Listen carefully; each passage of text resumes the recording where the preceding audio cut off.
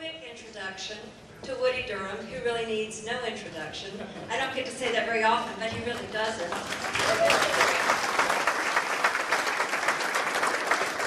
I'll be brief. I'll say he graduated. He did his 50th reunion last year, so he's back for this. You know, he was born in Mebane, grew up in Albemarle, and he was the voice of the Tar Heels for over 40 years. So, without further ado, I'm going to turn the program over to him and to our wonderful guest. Thank you.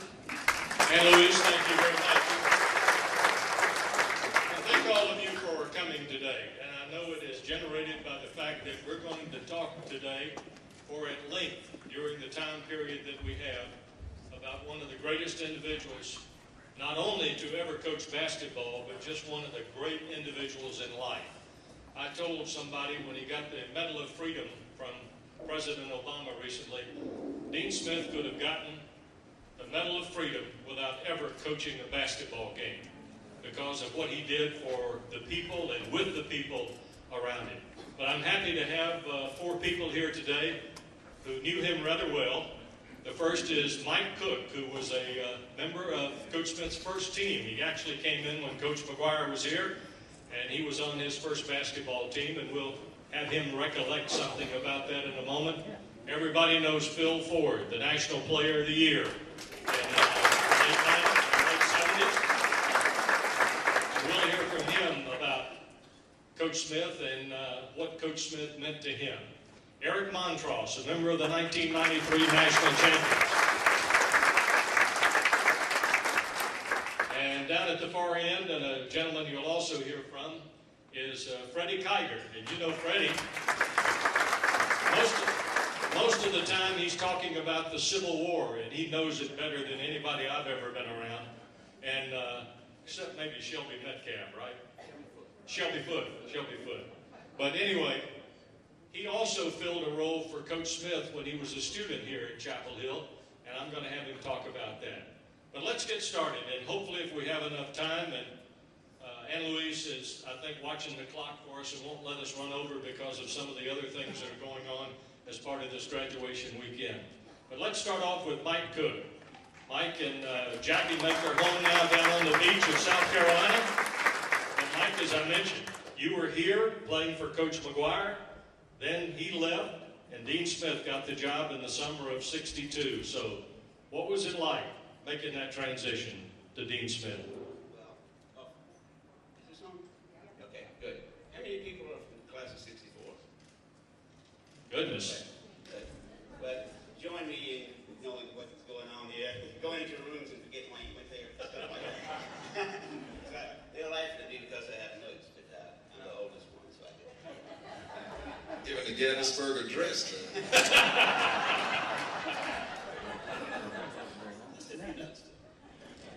Actually, McGuire recruited us, our class, which was Artie Katz, Tommy Ryan, Brian McSweeney, Billy Gallantyne, all from New York, and myself, a dick from down here. And we really didn't know Coach Smith that well because we had freshman teams then. We got a freshman coach, and then we interacted with Coach McGuire a lot. So Coach Smith was kind of in the background, good cop, bad cop kind of deal. He was the bad cop, McGuire was the pat you on the back guy. And when Coach Smith came in, we just really had to get to know him. And we were kind of in awe of him and a little bit afraid of him because he was tough. And McGuire's practice consists of choosing up sides, throwing the ball out there, for an hour and a half, and then shooting foul shots and call it a day. So it's like going from Barnum to Bailey's Service to IBM. Coach Smith, you practice defense, you ran, you practice defense, you practice a little offense. And we just had to adjust to that. I'll tell you a funny story about Brian McSweeney, who was one of our teammates in that class. Brian was a great track man, and he could run forever. Yeah, just run forever. So, at the end of practice, Coach would run us up and down, and Brian had this ability to upchuck on command. So after about 15 or 20 sprints, we'd start saying, come on, man, it's time. And he'd tease us a little, and then finally he'd go to the trash can and Chuck, and Coach Smith would say, well, if Brian's tired, then it's enough. Go to the shower. But we were on probation after my freshman year because of the scandals, mostly at state. So we only played 16 games for the sophomore year. And we were 8-9 because we lost the first round of the ACC tournament. Coach Smith's only losing record, if I'm not mistaken. That's correct. And but we didn't play any patsies. We played only national teams, Kentucky, Indiana, those kind of guys, because we couldn't afford to play patsy teams. So, and then the next year we were still on probation. We were on probation all 3 years. But make it short, at 3 years with Coach Smith, we were 35-27, but 13 of those losses were to Duke and Wake. And Duke and Wake were top 5 teams in those days. So half of our losses in the 3 years were the 2 teams, which is kind of sad.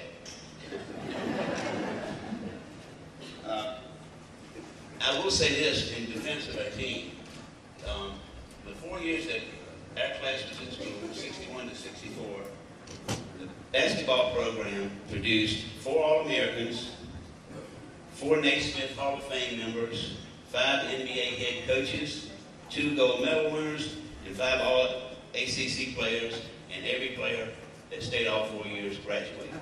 So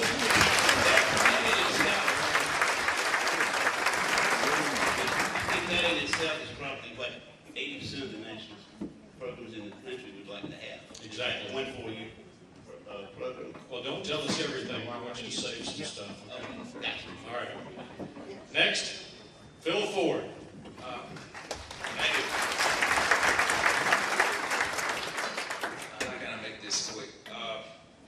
I was born in 1956, so the first... It was a good year. I went to a predominantly African-American school in elementary school and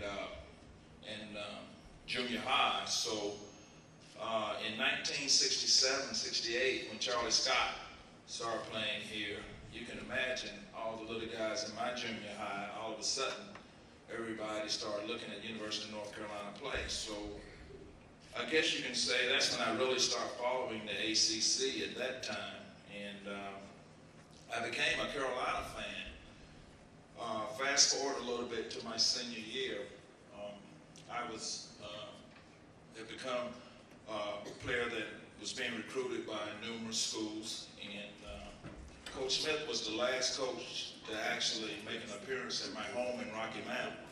And let me give you a little bit about the history of my mom. My mom and dad were public school teachers. My mom was a French and English teacher, didn't know anything about sports, didn't care about sports. Many of you probably heard this story, and I put my hand on the Bible, it's true. She thought Dean Smith was the dean of a school here.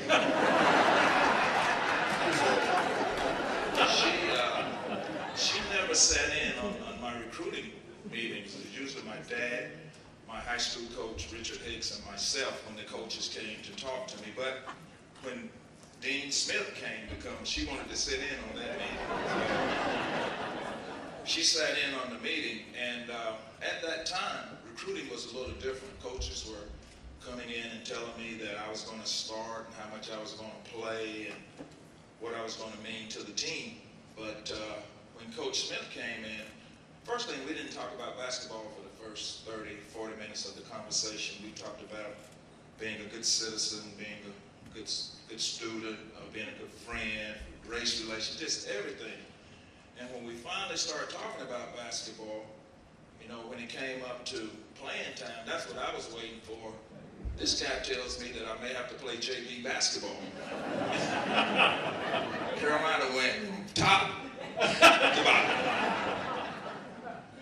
Well, anyway, we had a great conversation, and after he left, my mom came in the room, my room I was studying, and sat down on my bed, you know, something she hardly ever did, and told me how much she really liked Dean Smith. And I didn't know where she was coming from. And she said, if you go to North Carolina and play junior varsity, it's probably a reason that you're playing junior varsity, because obviously the man wouldn't have driven to here to Rocky Mount to talk to you. He didn't want you on his basketball team. And if you go there and work hard your freshman year and don't get to play, and get to play a little bit your sophomore year, and a little bit more your junior year, if you have a chance to start your senior year, you can be assured that he won't be out promising your starting position to another high school All-American. And she just reached over and kissed me and kind of, you know how moms do, and walked out the room. Pissed me off, tell you the truth. She was right. She was totally right. But that's just what coaches meant to me in my life. I think anybody that knows the relationship that I have with Coach Smith is extremely special. I've had the opportunity not only to play for the greatest coach to ever coach basketball, to be assistant coach to the greatest man to ever coach basketball. And I think the most amazing thing about the man is I've known him since I was 17 years old, and we've been in some heated battles. I've never heard the man curse. So he's just that type of person. He's a great guy, spiritual guy. He really didn't try to, I guess, force his views on us.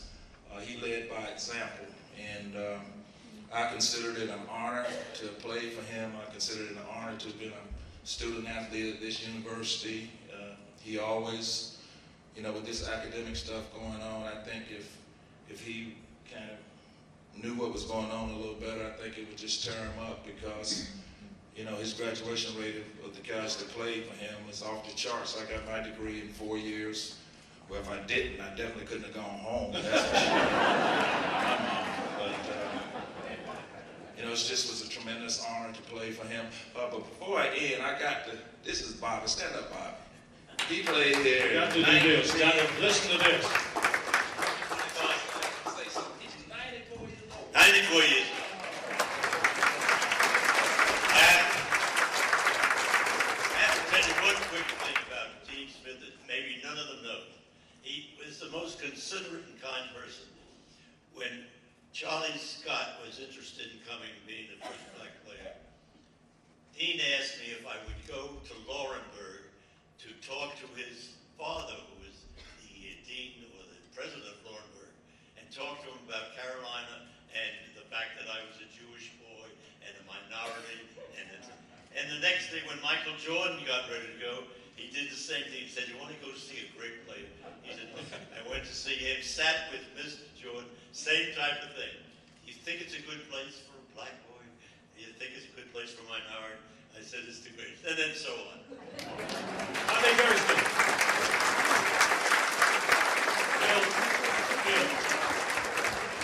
Bill also said, and he was giving you a lot of his admiration for Coach Smith, that didn't your mother say something about you can trust that man? Yeah, that's what she said. That's what she said when she came in my room. That's why she said she liked him, because she said I could trust him. She said the other coaches are coming in here telling you how much you're going to play. Some are even telling you that you're going to start.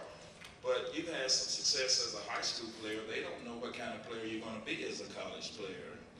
You know, you talk about somebody just bursting my bubble. And she was killing me that day. But it was right, and it was the beginning of a friendship that has lasted until now. And I love him. I'm not ashamed to say that. He's meant so much to me in my life. I wouldn't be here this day if it wasn't for him being there for me in my life. And he's one of the greatest human beings that I've ever met. So, well put, Phil. Well put.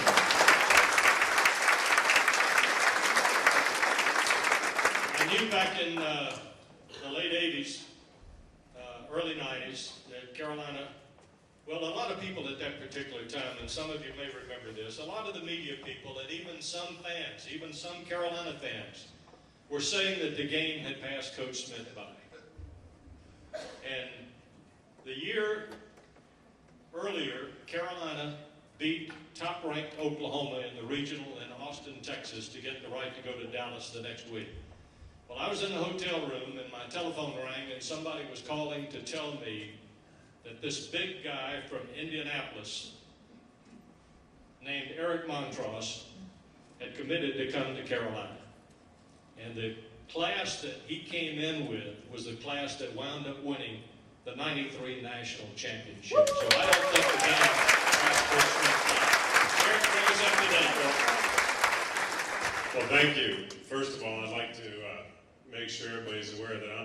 youngest of our panel members. Bobby, can you come up and take his seat? But it's a pleasure to be here, and just a tip of the hat to the GAA for all the good things that they do around this university. If we could just thank them real quickly.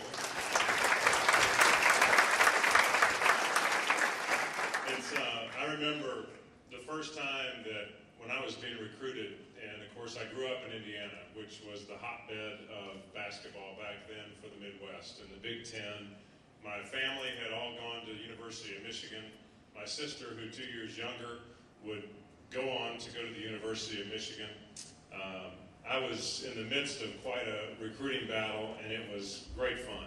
I will tell you, not for Coach Ford. I remember Coach Ford came to a tournament in Brownsburg, Indiana, and I think it was hot and probably not a real nice place, and Coach Ford showed up, and he tells the story. He said that, well, you remember what I'm going to tell you? He said he loved that I blocked a shot and finished a fast break on the same possession, and I said he just likes to be fast. So. But one of the things that I remember earliest about my recruitment from Coach Smith was in the summer in Indiana, our high school would just open the doors, and you would have open gym in the afternoons from maybe 3 till whenever we got done playing. And kids from the high school would come. We'd get Indiana Pacers would come over and play. A lot of people would come in and play. We'd have great games in the summertime. And so it was one of these hot, sweltering days in the summer, and I came in. I was driving my old Blazer that had more rust than paint on it, and pulled up in front of the school to park, and one of my buddies came out, and he came flying out of the door, and I thought there was a fire or something was wrong. He pulls up, he gets up to me, he says, Eric. I said, Dave, what is it? He said, I think that's Dean Smith in there. He's on a folding chair under the far basket, and we think he's there to see you. And I said, well, he's sure not here to see you.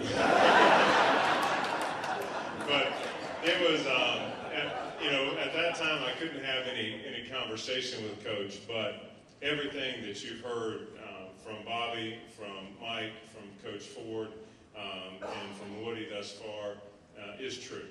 He's just a marvelous man. His recruitment was flawless. He was honest, and that was the thing. I remember I had one college that called on Mother's Day, and they called, and I answered the phone. It was, Saturday or Sunday, I suppose Sunday, and pick up the phone. Hello. They said, Eric? I said, yes. They said, this is Coach so-and-so from this university. I said, Coach, how you doing?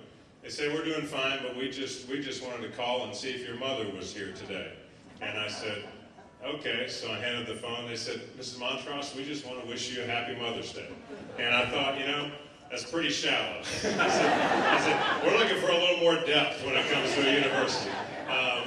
We were smart enough to be able to see right through that. But at any rate, it has been a privilege to be a part of this university.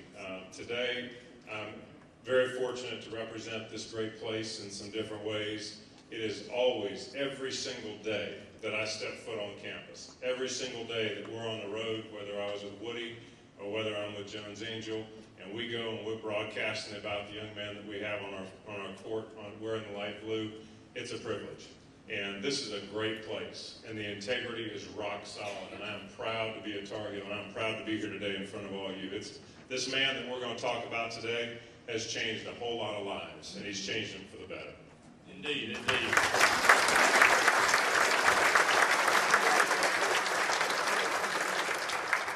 I want Freddie Kiger now to go back to his college days because he had a very important part, because it was requested by Dean Smith as to what he did during the Carolina games that were played here in Chapel Hill, and I guess some that you might have gone to on the road, huh, Freddie? Yeah. Freddie, tell us what you did to help Coach Smith. Thank you, Woody. Well, first of all, if this stage is a garage, here are the 4 Lexus. I'm the Ford Pinto. I never shot a layup. I never took a charge. And sometimes on the floor, I would chase the balls that Phil shot or run off to the dressing room back and forth. I was able to be a statistician for Coach Smith from 1974 to 78. And many of those assists that Phil Ford was attributed to? Yes, sir. In fact, it used to be a joke in the Atlantic Coast Conference whenever they would find out I was a statistician for Coach Smith. How in the name of God does Phil Ford get so many assists?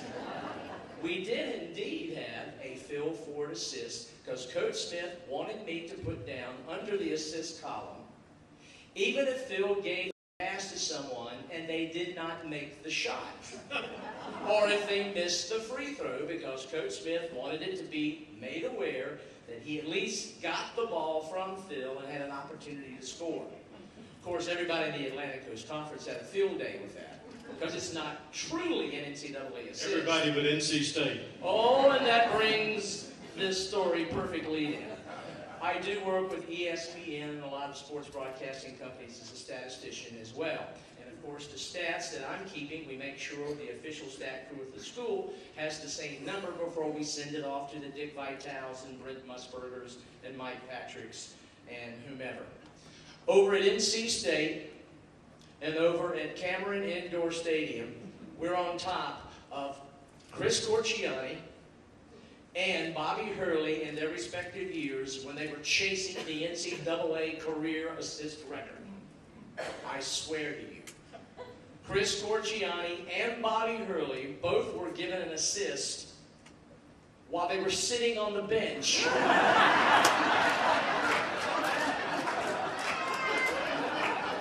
Now you want to talk about a scandal. Corciani was leaving the floor. I reported he's got X assists and so many turnovers. He sits down. I then look at the state official stat crew. He has gotten an assist on the way to the bench, and Bobby was sitting down having ice water or something, or a Gatorade when he got one of the assists. Unbelievable. I got my position to do stats because I was working in the intramural office here at UNC with a gentleman by the name of Ron Hyatt, who I love like a father. He's passed on, and I love Ron Hyatt. I was an apprentice for intramural supervisor of official.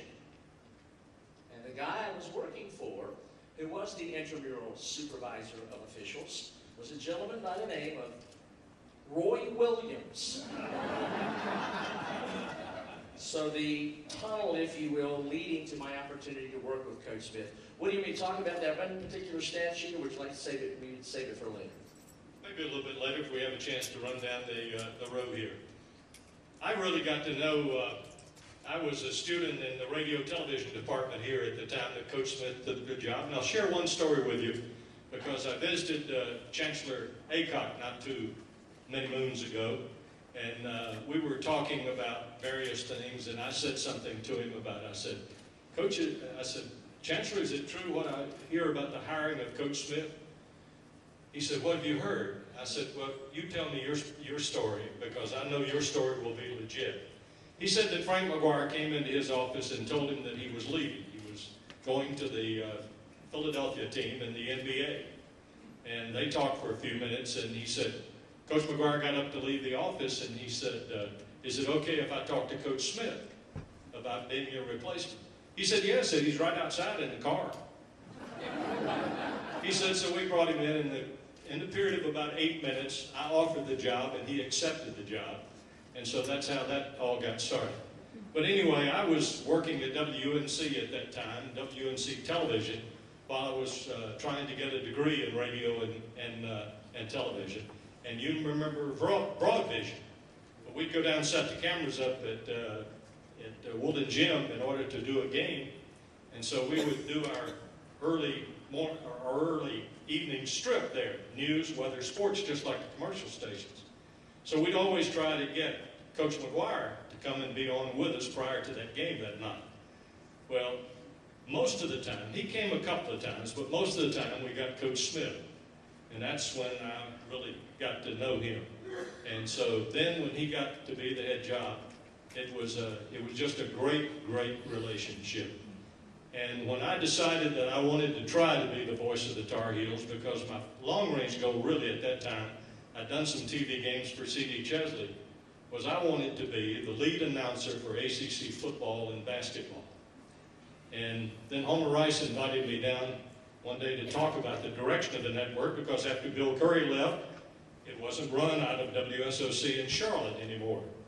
But on my way back to Greensboro for my 6 o'clock show that my friend Jack down here on the front row was our producer-director, I got more interested about it.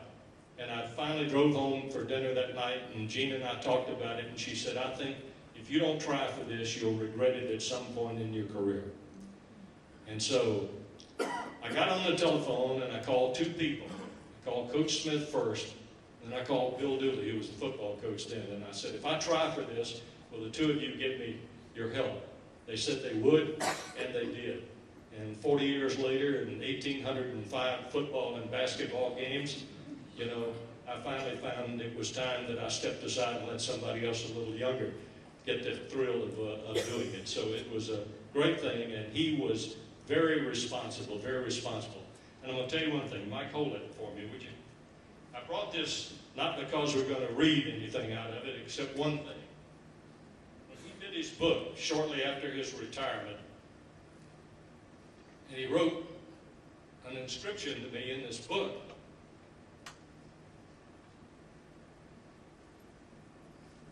Really a great moment in my life. It said, you played a major role in this coach's life, and I'm grateful to you.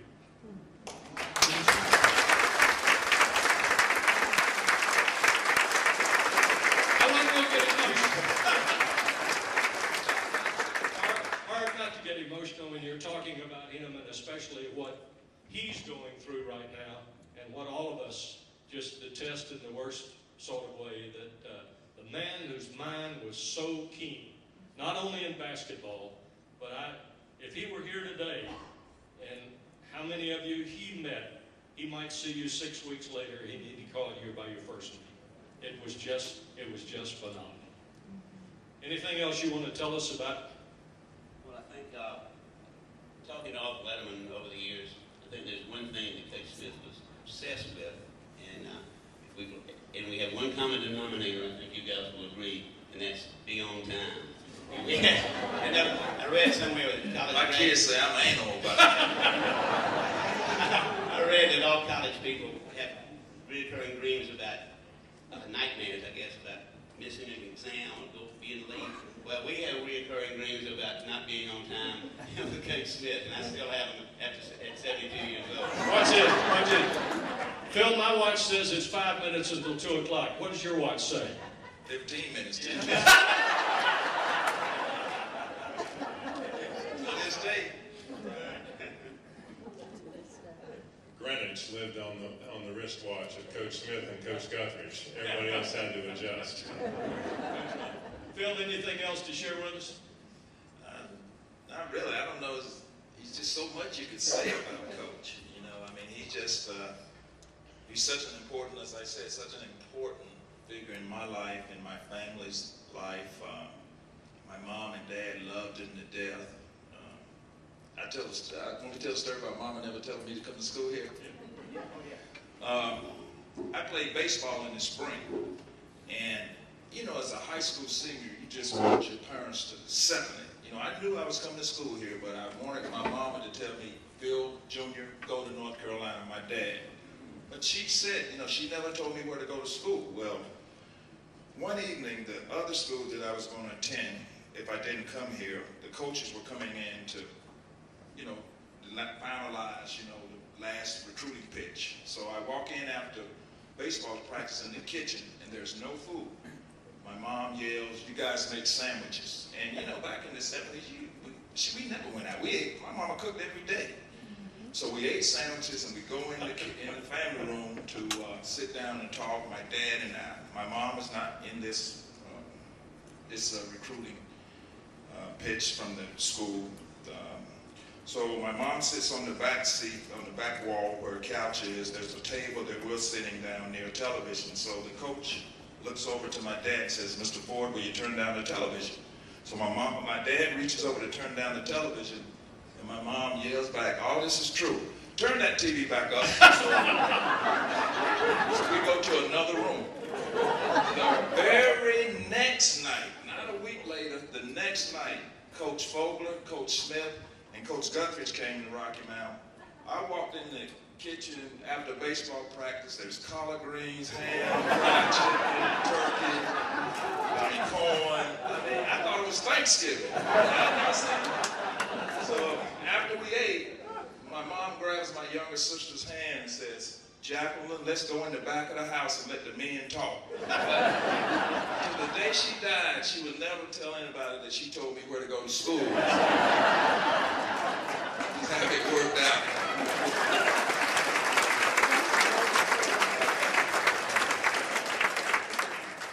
Eric, I know you've got some more for us. Well, I think there are a couple things, and I would say this, it's hard to pick because all of us have such rich memories, and trying to pick what to share is difficult.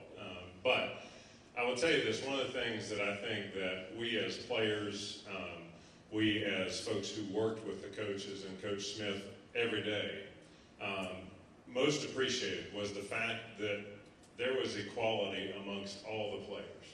Whether you were a walk-on, whether you were the starting center, whether you were Phil Ford running the four corners, it was equality. And he treated everybody the same. And I think that in today's day and age of watching, particularly now that I've got two kids and watching some of the AAU spectacles that go on in the game of basketball, one of the things that I love is that it was all about team. And I think that there was an absolute in our practices. One, don't ever look at the scoreboard.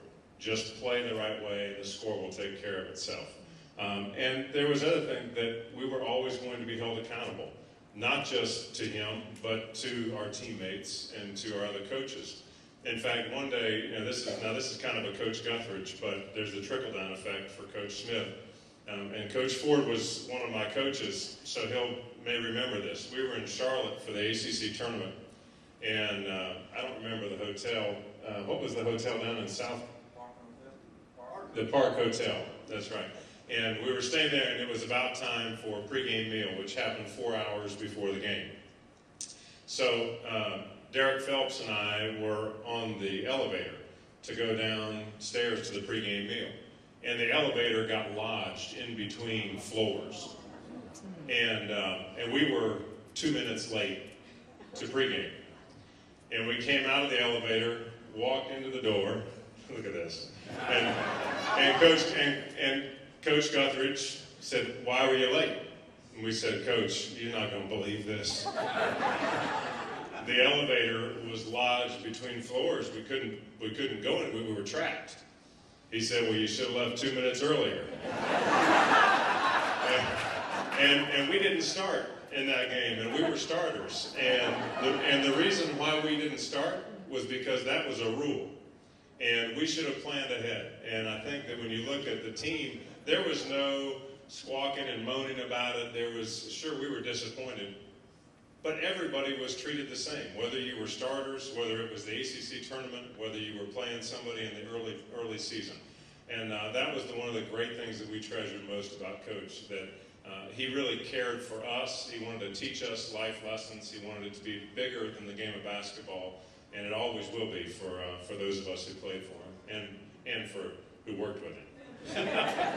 Eric, on the way to the Final Four, I remember we were up in New Jersey, and we had a couple of teams there to get by in order to go to New Orleans. You remember, I know one of them was Cincinnati, and who was the other one?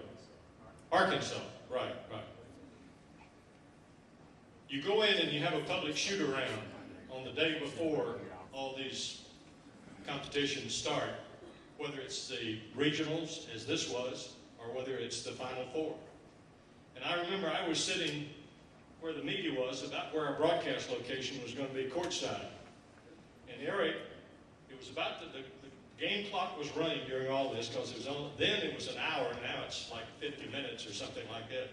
But anyway, Eric walked over to that place, and at the Meadowlands Inn, they had what looked like office water coolers at the end of the bench. And so he got a paper cup and got a cup of water and everything, and he sat down in front of me. We hadn't said a word to each other. And Coach Smith walked over shortly thereafter. He walked up to the water cooler, pulled out the paper cup, ran the cup of water full, walked down, standing in front of Eric Montross. He looked down at Eric and he said, "Tomorrow night, you got to be tough." Crushed the cup and walked off. It was the greatest motivational talk I've ever heard. Just like that. Freddie, something else? Yeah, very briefly, we've talked so much about Coach Smith and all of his innovations strategically, tactically on the floor. That also carried over to statistics. I remember beginning one season, he asked me to come to his office, and I thought I was going to the Taj Mahal. That was an unbelievable experience. So I stood there shyly in front of him in his office, and he said, "I want you to keep this stat sheet for me." I said, "Okay, Coach." For 2 years, my stat sheet was charting officials. I charted who was the official who showed up for each game. On every whistle blow, I put the time on the clock, the score of the game, who the call was made on, and which official made the call, and was there a reaction. I averaged 95 to 100 entries per game. After every game, Coach Smith would take my stat sheet, sit and watch the entire game, measuring, estimating, analyzing the officials. At the end of 2 years, he came to me and said, "Fred, we're not going to do it anymore. I've seen enough." And I said, "Well, what did you find, Coach?"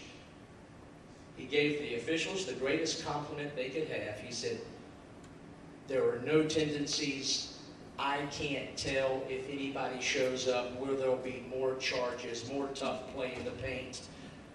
But that's where his mind was. I have never heard any other program who experimented in such fashion, but Coach Smith was always thinking outside the box, always looking for an edge that would have these people in a better chance to be successful. Still remarkable. I remember going up, very well done. We were in Austin, Texas, and I mentioned this a moment ago when I talked about getting the word that Eric had committed to Carolina the very next week. We were in Austin, Texas, and we were going to play top-ranked Oklahoma for the right to move on. And, of course, Carolina was, I think, then about the 8th seed that year in that regional. And so he normally liked to do the pregame show in his suite when the team was having its pregame meal. He sometimes went to that meal, but not all the time. So I asked him the day before, and he said, "Just come up to my room tomorrow when we're in pregame meal." So I did, and I knocked on the door, and he opened the door, and it was obvious that he was working. He was watching video of Oklahoma.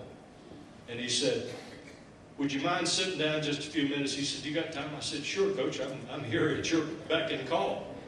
And he said, "Let me just look at a couple of more things here on this Oklahoma tape."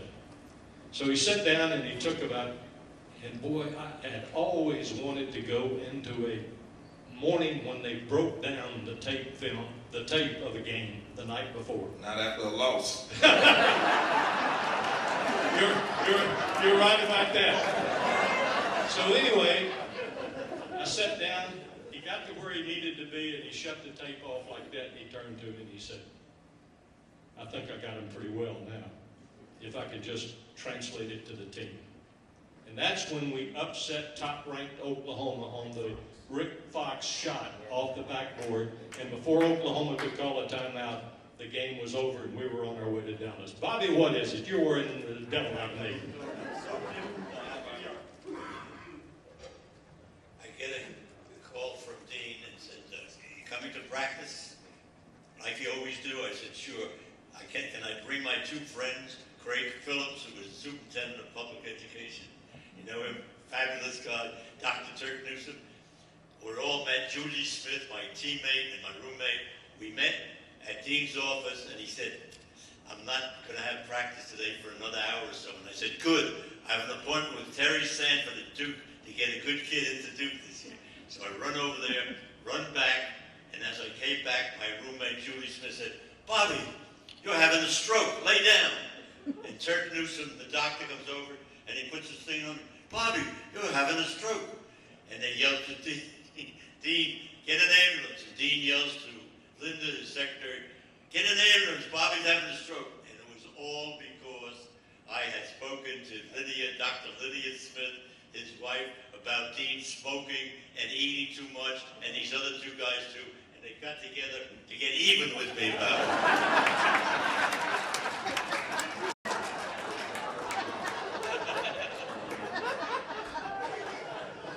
Just don't introduce him at your next function, Phil.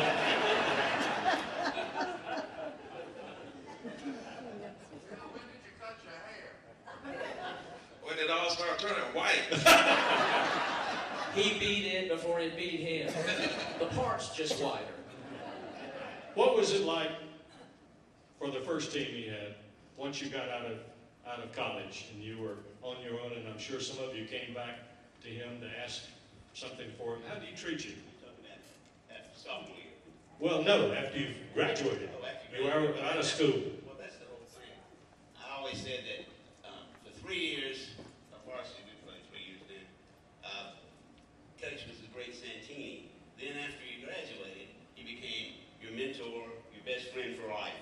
A lot of coaches will say, I'm going to take care of, Ms. Cooke, I'm going to take care of your son for 3 years. When you hooked on with Coach Smith, you took care of him for life. And that's the biggest difference in him and all other coaches. And we get cards from him yearly. He did a really clever thing. You drop him a card, he would write back on the card you wrote to him, so you knew he had read it. And I think that's pretty a good lesson to everybody. But he was just unbelievable. I always said, and I think we all say the same thing, if I had a problem, my first phone call would be to my father. The second phone call would be to Coach Smith. Yeah. Talking about Christmas cards and things like that, we're flying to Europe to play in the exhibition tournament over at the Crystal Palace in London. We were coming off a game at Yale. And we were on one of these stretch planes, and the seating wasn't very comfortable and everything, but we're flying there through the night. And so I had to get up at one time and just to stretch my legs a little bit. I started walking toward the back of the airplane, and the overhead light was on, the only one in the airplane, and I saw it was Coach Smith's light. So I stopped and sat down for a second on the armrest across the aisle, and we talked for a moment and everything, and I said, what's keeping you busy at this time of night? He said, well, I'm just finishing some of the Christmas cards I want to send out. And I said, who are you sending these to? He said, the mothers and fathers of the players we did not get. So that's the kind of guy he was. Got something else, Phil, about a game or something?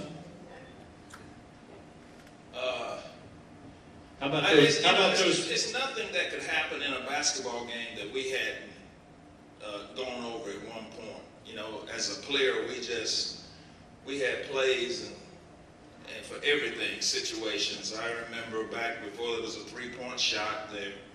You remember this, Big E? Well, they had a three-point shot when you played, but you remember Archie?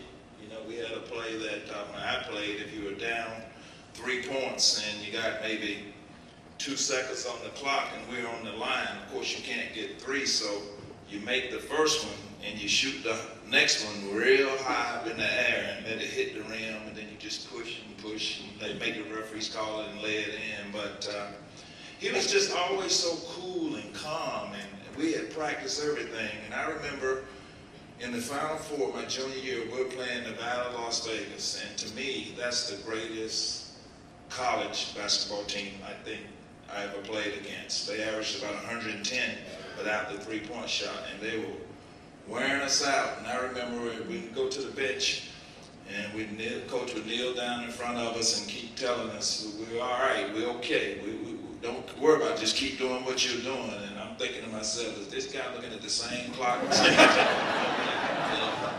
But we won. And I'll end with my second game back on the bench as a coach with Coach Smith. You know, I was learning to be a coach. J.R. Reed was on that team. And we go down offensively, we change sides of the court, we throw the ball into J.R. on the post, he'd throw it back out, he'd get a little deeper, we'd throw it back in. He missed like a 1 foot jump hook, ball rim out. The other team would come down and they make one pass, take a three-point shot. We have a hand in their face and it'd go in. And that happened 3 or 4 times down the court. And I looked over at Coach. My first thing, I'm finally contributing something, coaching. I said, Coach, you think we ought to call timeout? He looks at me and says, what are we going to tell them?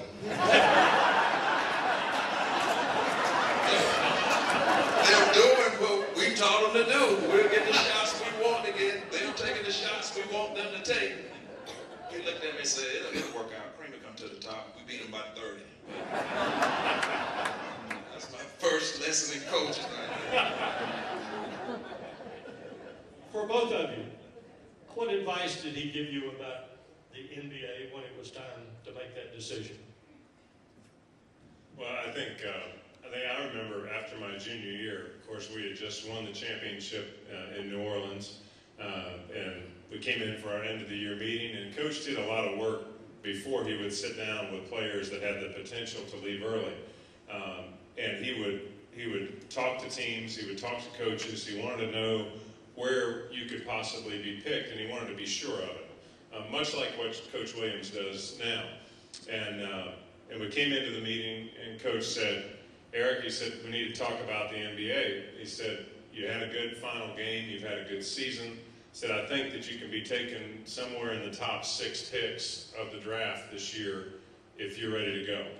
And I looked at him and I said, and I will tell you, Freddie, when you walked into the office, you experienced much what I experienced, which was tremors, because you don't want to, you're going in there and you're thinking, I got to sit down in front of Coach and, you know, be held, you just want to be on your best behavior. You want to walk in there, and he doesn't, it's not a comfortable feeling all the time. Now, when you leave, like Mike says, you come back in and it is the guy who is one of your best friends. But you just had such a great reverence for Coach. So we sat down and he said, he told me that, he said, you can go probably in the top 6 or so picks if you're ready to go. And I said, Coach, I'm not ready. I said, I'm having too much fun. I want to stay.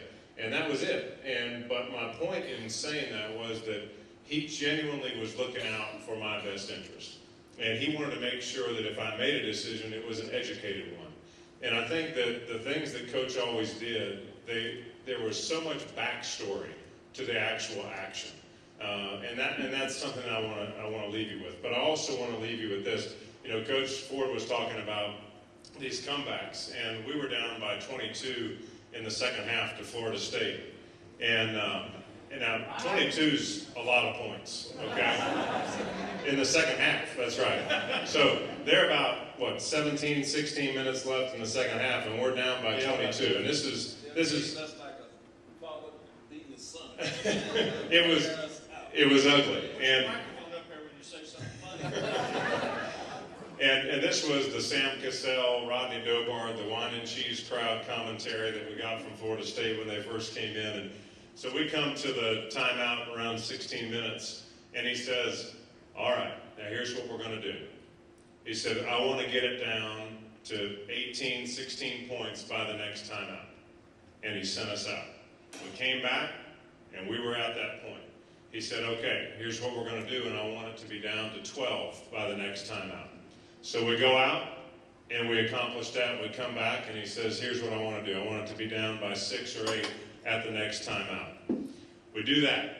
We come back in, and we're playing, but we're grabbing these small goals because it's something tangible. 22, impossible. 6 or 8 points, we can do that.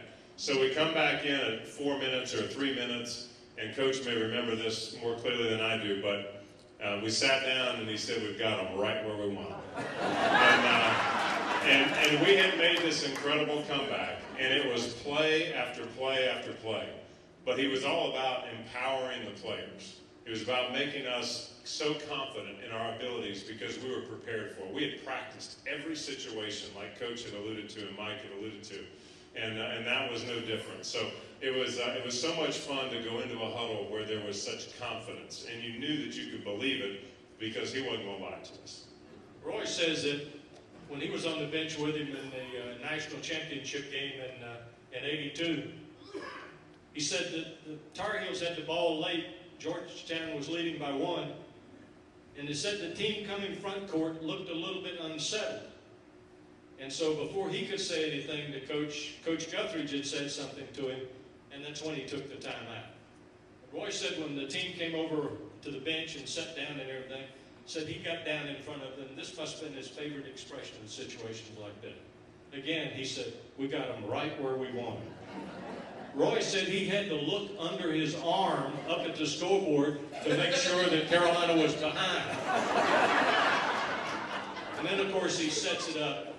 And a lot of people don't remember that John Thompson, the Georgetown coach, had been one of his assistants in the 1972 Olympics in Montreal, 76 Olympics in Montreal, which Phil and about half our team played in. But anyway, you knew that John Thompson was not going to let James Worthy or Sam Perkins beat him underneath the basket. So he knew when the team left the bench what it was going to happen. And that's when he slapped Michael Jordan on the rump and said, knock it in when it comes to you. And if you think that was incredible, how about him diagnosing and explaining the last, 18 seconds of the Duke game in 1974? Those guys, Bobby Jones and Les Eldon, Walter Davis, told me later, said, Woody, you wouldn't have believed it. Said, we came over to the bench, and it's like he choreographed what happened before the next time out. And it was just phenomenal. Mitch Kupchak said, Mitch Kupchak, I was a senior in high school, I didn't see it live, but Mitch Kupchak told me he came over to the bench and Coach Smith was down in front of him, looks at him and said, isn't this fun? I was keeping statistics for that game. It was the final regular season game of my first season. It's over. But I did hear Coach Smith, boys, it is fun. And the shot when Walter let it go, there was no way. The follow through was off to the side. He's falling to the right side. It was a sideline fast break to get the ball to approximately half court, but it didn't work out that way. And then when Walter took the shot, it kissed off the right corner, as you remember. It kissed off that right glass, went straight through the bottom of the net. And Woody, it's still my favorite call that you have ever made. I didn't realize until the next morning when we did his TV show over in Durham exactly what I said, because we ran the actual sound clip of the play-by-play. And I did. I mean, unbelievable! I played in a lot of pro-am golf tournaments that spring and summer. Little boys, little girls would come running out of the next houses, Unbelievable! It stayed with me for about 5 years. Freddie, you did something special on the celebration of a century. Some of you may have been there and seen it. Others may not have, and you're going to be treated to it this afternoon as we wrap up this panel discussion. Freddie? Thank you, Woody. I had the distinct pleasure of being asked to participate in the Carolina Centennial Celebration. Perhaps many of you were there on that wonderful night. I've had a chance to write for many special events for the Olympics, for the X Games at ESPN, for college basketball with ESPN. But I will tell you right now that when I was given the opportunity or the charge to try to capture 36 years into 5 minutes, I don't think I ever had any more of a daunting task. How do you capture a man who was more than numbers, who was more than wins, who touched every one of us and will do so as long as we draw breath? I made a decision. I would write it straight from the heart. And I made a decision that I would not put one stat in there because Coach Smith, it wasn't about stats. It was about the intangibles that made young men, adults, responsible men, that made everyone that he came in contact a better person. So with the help of some wonderful people, Jason Andrews, Jones Angel, Ken Cleary, and with the help of our AV operator, Austin, this is the collective fruit of a labor of love. We hope you enjoy. Around here this time of year, our hearts mark time with the bounce of a round leather ball, and we'd like to honor the man who made it so. That would be you, Coach Smith. We know you're not comfortable with that. You'd rather point to your players, but Coach, they're an extension of you, and first came because you saw something good in each, athletically, academically, personally, and the combined good created greatness. For 36 seasons, professing we, not me, we marveled as you created teams from individuals, prepared players to be men, and sculpted this game into a work of art. Most of us saw only competition, but you, ever the teacher, saw beyond. You saw young men competing in a greater game, that of life. And there were other lessons. Early on, you made it clear that ability and character mattered most, not the color of one's skin. And with players black and white and Carolina blue, your teams played as one, unselfishly, and were rewarded with wild success. So much so that college basketball and Carolina basketball are one, synonymous. Our program nationally recognized for victory with honor, with ethic, with class. And through all the success, your constant humility, demonstrated when we tried to name this arena, this showplace that would never have been without you. And when Sports Illustrated deemed you worthy of their highest honor, though it probably made you feel uncomfortable, we knew the attention was richly deserved, just like it was in Winston-Salem, on a March day in 1997, when all of college basketball took notice of a milestone. In the stands, a veritable who's who of former players who came from all points of the compass, who wanted to share the day with you. At game's end, we delighted in the scene on the floor, current players ecstatic, reveling round you, swimming in the historic moment, making sure the spotlight that day lingered on you, for you. And then there was the afternoon we honored the teams of 57 and 82. There you stood, shyly, at the end of a line of Carolina greats. Beside you, perhaps, the greatest. Then came his simple act, moving and powerful acknowledgement of you as a coach, as a father figure. There were more chills 2 years ago. In Charlotte, the ACC tournament, where you were named an ACC legend. Introduced, there was applause, and then something unexpected happened. The applause amplified into ovation.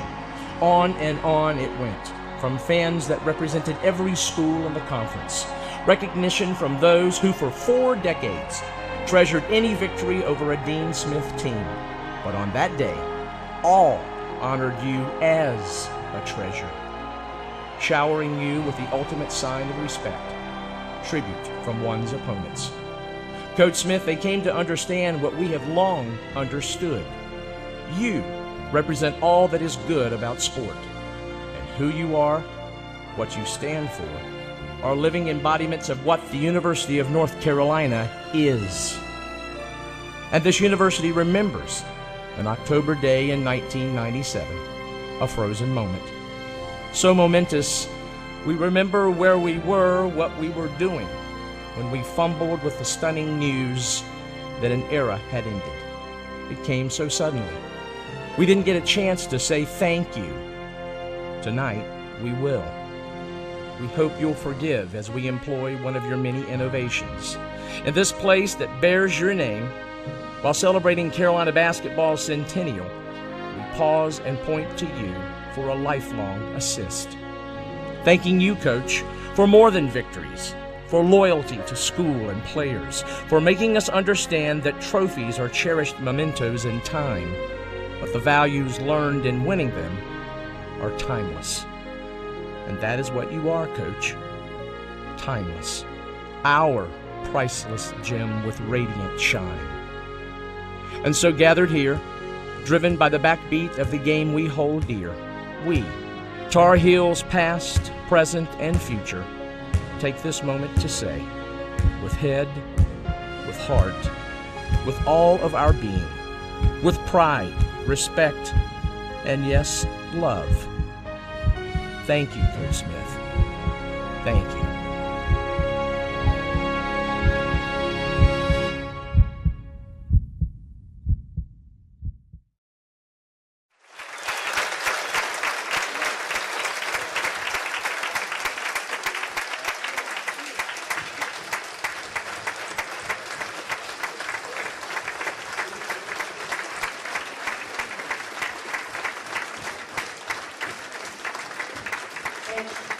Coach, thank you very much. That's ending material, isn't it? Thank you very much for being here today.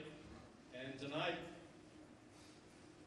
maybe say a prayer for Coach Smith and also for Coach Guthridge, whose health is not very well at this time either. Thank you for being here, and we look forward to seeing you again.